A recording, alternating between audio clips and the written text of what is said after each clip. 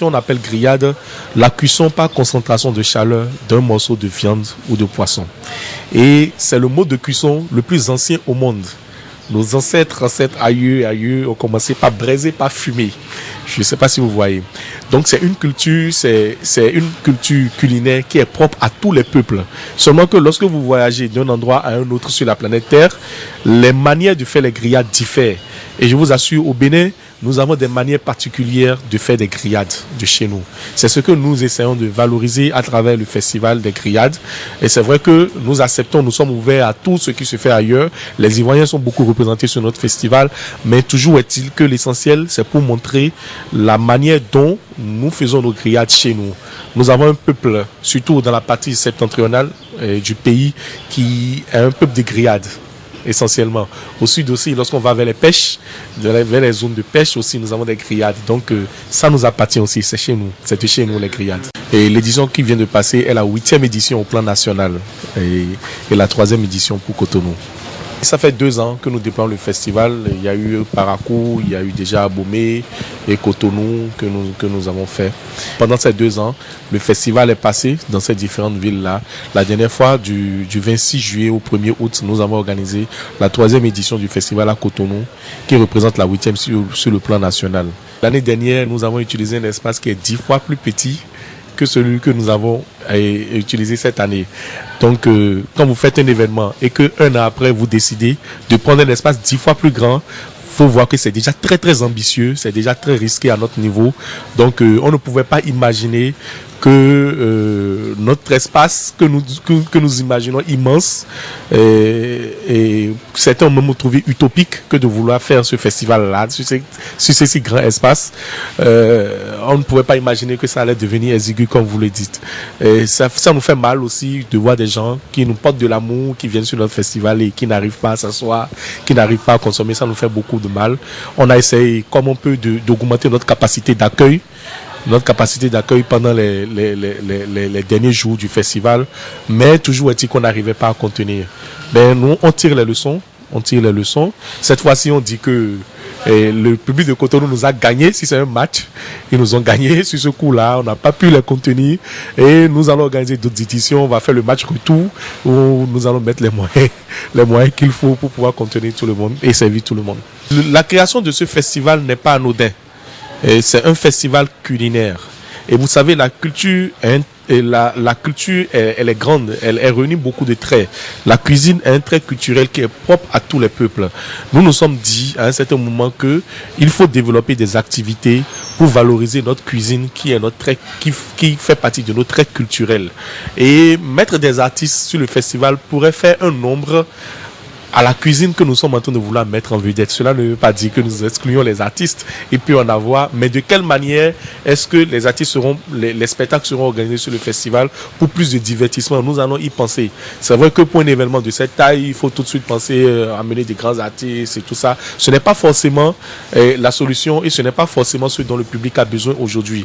Nous avons besoin de nouvelles formes de divertissement et au sein de notre entreprise, nous sommes en train de travailler pour dégager les meilleurs divertissements que nous pouvons offrir à nos populations et ce que les populations demandent réellement. C'est vrai que les avis sont mitigés entre les différents festivaliers et pour nous la 3e édition était une édition de confirmation parce que tenir un projet 3 ans consécutifs, ce n'est pas si facile. Il fallait prouver que les populations attendent ce festival. Ça a été un succès par les années passées. Heureusement cette année aussi les objectifs que nous nous sommes fixés sont atteints. Je crois que nous avons fait un événement historique au Bénin. C'est 7 jours pendant lesquels nous avons réuni plus de 10 000 personnes sur le stade Mathieu Kérékou. Il n'y a pas d'événements encore qui ont atteint ces records-là dans ce pays de façon consécutive pendant 7 jours. Donc c'est une grande satisfaction à notre niveau, au niveau du comité d'organisation. Les partenaires sont largement satisfaits et nous nous vantons désormais pour dire que le festival des grillades que nous organisons est le seul événement qui vend au Bénin réellement parce que tous les partenaires que nous avons réunis sur le festival, que ce soit les sponsors sponsors et les exposants ont atteint leurs objectifs. C'est un peu délicat d'avancer des chiffres, mais c'est pas moins de 100 millions de francs CFA qui tournent en chiffre d'affaires sur le festival. Et pour un événement porté par une jeunesse, c'est très rare. Et je crois que tout le monde a eu sa part. Et les exposants surtout ont eu leur part. Les partenaires, les grands sponsors, ils ont vendu. Tout le monde est satisfait. Nous n'avons pas encore eu de plainte et cela va à l'actif du festival. Et si vous parlez de ce qui n'a pas marché, il y a beaucoup de choses qui n'ont pas marché. Beaucoup, il faut le reconnaître. Comme vous avez dit tout à l'heure, on n'a pas eu la capacité d'accueil par rapport aux gens qui sont venus, c'est déjà un problème. Et il y a beaucoup de détails que nous, en notre sein, que les populations ne voient pas forcément, mais par rapport à nos plans et par rapport à nos objectifs que nous n'avons pas forcément atteints. Donc nous travaillons à pouvoir améliorer ces différents détails l'année prochaine fois. Le festival des grillades est attendu un peu partout au Bénin et nous sommes en train, pour ces vacances déjà, de déployer le festival dans certaines villes stratégiques du pays. Et nous sommes en train de préparer le festival de Boycon. Et il y a le festival de Porte-Novo que nous sommes en train de préparer. Et en 2017, toujours avant la fin de l'année, il y a d'autres villes comme Niki, Savet, que nous devons atteindre. Et à Zové, le festival sera déployé un peu partout. Et après ça, nous allons beaucoup plus nous poser pour réfléchir à notre plan qu'on va vous communiquer pour 2018, qui sera une année du super grillade. D'abord et avant tout à Authentique TV pour nous avoir accordé cette interview et pour avoir couvert tout le festival, tout l'événement, 7 jours.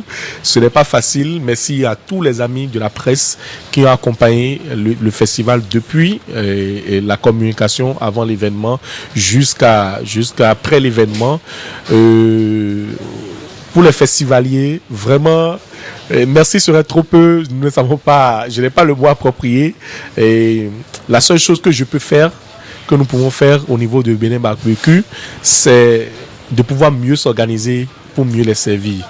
Partout où nous passons au Bénin, nous avons un témoignage d'amour, ce que nous appelons la magie des grillades qui se réalise et les populations sortent fortement. Et nous n'avons pas grand-chose à leur offrir, à part une meilleure organisation et de meilleurs déploiements. Merci à tous nos partenaires qui nous ont soutenus depuis le début de cette aventure, il y a 3 ans, presque 3 ans maintenant, jusqu'à aujourd'hui, qui ne nous ont pas lâchés. Tous les partenaires qui étaient avec nous au début sont avec nous jusqu'à aujourd'hui. D'autres ont rejoint, je ne vais pas citer. Et merci à tout le monde.